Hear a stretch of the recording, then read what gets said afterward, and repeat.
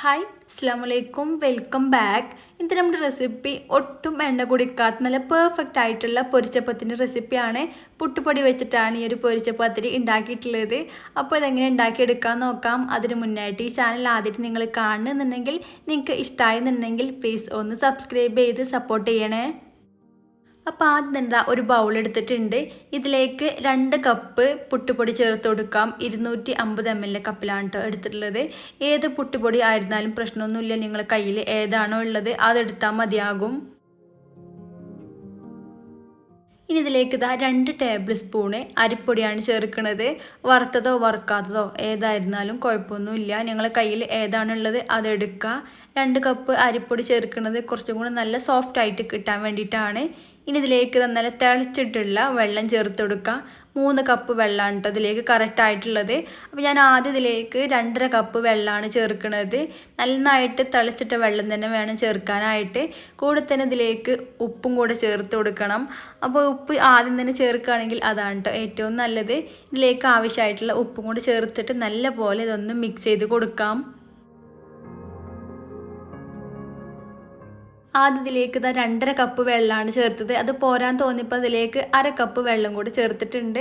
നല്ല പോലെ മിക്സ് ചെയ്ത് കൊടുക്കുക. താഴെ ഇങ്ങനെ കട്ട കെട്ടിയിട്ടുണ്ടാവും കേട്ടോ. അപ്പോൾ അതൊക്കെ നല്ല പോലെ തന്നെ മിക്സ് ചെയ്ത് യോജിപ്പിച്ച് കൊടുക്കുക. പിന്നെ കുറച്ച് ലൂസായിട്ടാണ് കേട്ടോ ഇതിലേക്ക് വെള്ളം ചേർത്ത് കൊടുക്കേണ്ടത്.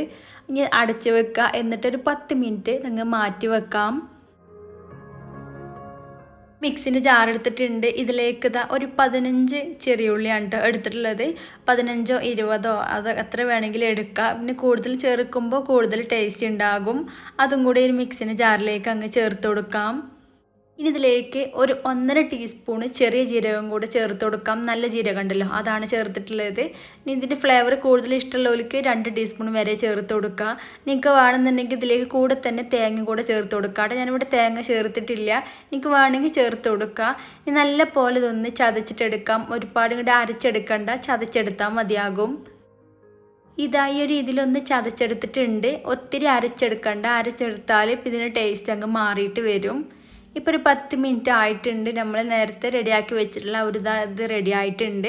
വെള്ളമൊക്കെ നന്നായിട്ട് തന്നെ കറക്റ്റായിട്ട് വന്നിട്ടുണ്ട്. ഇതുപോലെ കുറച്ച് നല്ല സോഫ്റ്റായിട്ട് കുറച്ച് ലൂസായിട്ട് വേണം കേട്ടോ എടുക്കാനായിട്ട്. ഒത്തിരി അങ്ങ് തിക്കാക്കി എടുക്കണ്ട.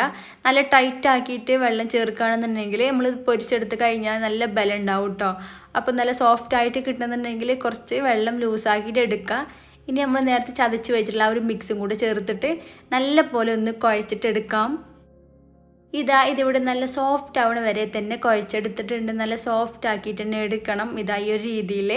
ഇനി ഇതിനെ 2 ആയിട്ട് അങ്ങ് ഡിവൈഡ് ചെയ്തെടുക്കുക. ഇതിൻ്റെ പകുതി പോർഷൻ എടുത്തിട്ടുണ്ട്. ഇതിൻ്റെ പകുതി പോർഷൻ ഒന്നും കൂടെ അങ്ങ് കുഴച്ചെടുക്കുക. എന്നിട്ട് ഇതുപോലെ അങ്ങ് പരത്തിയിട്ടെടുക്കുക. കുറച്ച് തിക്കായിട്ട് വേണം കേട്ടോ പരത്തിയെടുക്കാനായിട്ട്. ഒത്തിരി അങ്ങ് നൈസായിട്ട് പരത്തിയെടുക്കണ്ട. കുറച്ച് തിക്കായിട്ട് പരത്തിയെടുക്കുമ്പോഴാണ് കഴിക്കുമ്പോൾ ഉള്ളിൽ നല്ല സോഫ്റ്റൊക്കെ ഉണ്ടാകുള്ളൂ. ഇനി ഇതുപോലെ പരത്തിയെടുത്തതിന് ശേഷം ഇതുപോലെ ഒരു ഗ്ലാസ് വെച്ചിട്ട് അങ്ങ് കട്ട് ചെയ്ത് കൊടുക്കുക കേട്ടോ. ഗ്ലാസ്സോ അല്ലെങ്കിൽ ഏതെങ്കിലും ഒരു അടപ്പോ വെച്ചിട്ട് കട്ടാക്കി എടുത്താൽ മതിയാകും.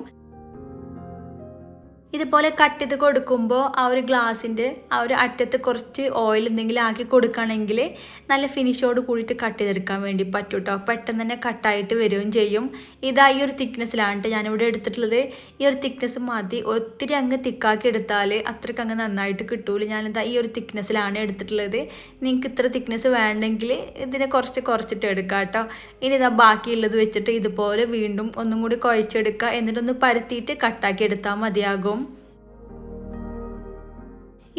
ഫുള്ളായിട്ട് ഞാനിവിടെ കട്ട് ചെയ്ത് വെച്ചിട്ടുണ്ട്. ഇത്രത്തോളം കിട്ടിയിട്ടുണ്ട്. ഏകദേശം ഒരു 26 എണ്ണത്തോളം കിട്ടിയിട്ടുണ്ട് ഈ ഒരു അളവ് വെച്ചിട്ട്. നിങ്ങൾക്ക് ഇത്രയും വേണ്ടാന്നുണ്ടെങ്കിൽ ഇതിൻ്റെ പകുതി അളവ് വെച്ചിട്ട് ഉണ്ടാക്കിയെടുത്താലും മതിയാകും. ഇനി ഇത് പൊരിച്ചെടുക്കുക. അതിനായിട്ട് എണ്ണ നന്നായിട്ട് ചൂടായിട്ട് വന്നാൽ മീഡിയം ടു ഹൈ ഫ്ലെയിമിൽ ഇട്ട് കൊടുക്കുക. എന്നിട്ട് വേണം പൊരിച്ചെടുക്കാനായിട്ട്.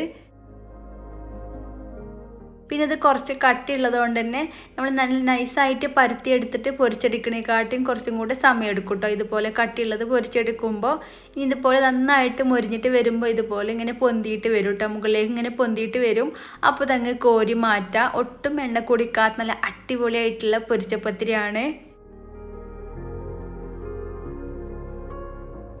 തേങ്ങ ചേർക്കാതെ തന്നെ നല്ല അടിപൊളി ടേസ്റ്റാണ്. എനിക്ക് വേണമെന്നുണ്ടെങ്കിൽ തേങ്ങ ചേർത്തിട്ടും ഉണ്ടാക്കിയെടുക്കാം. ഇതിൻ്റെ കൂടെ നല്ല ബീഫ് കറിയും അല്ലെങ്കിൽ ബീഫ് വരട്ടിൻ്റെ കൂടെ അടിപൊളി കോമ്പിനേഷനാണ്. അപ്പോൾ എല്ലാവരും ഉണ്ടാക്കി നോക്കുക. നല്ല ടേസ്റ്റാണ് ഈ ഒരു രീതിയിൽ ഉണ്ടാക്കിയെടുക്കുമ്പോൾ. പുറം നല്ല ക്രിസ്പിയും ഉള്ളിൽ നല്ല സോഫ്റ്റ് ആയിട്ടുള്ള ഒരു പൊരിച്ച പത്തിരി. നിങ്ങൾക്ക് ഇഷ്ടമായി തന്നെ വിചാരിക്കണം. ഇഷ്ടമായെങ്കിൽ ലൈക്ക് ചെയ്യുക, ഫ്രണ്ട്സിനും ഫാമിലിക്കും ഷെയർ ചെയ്ത് കൊടുക്കുക.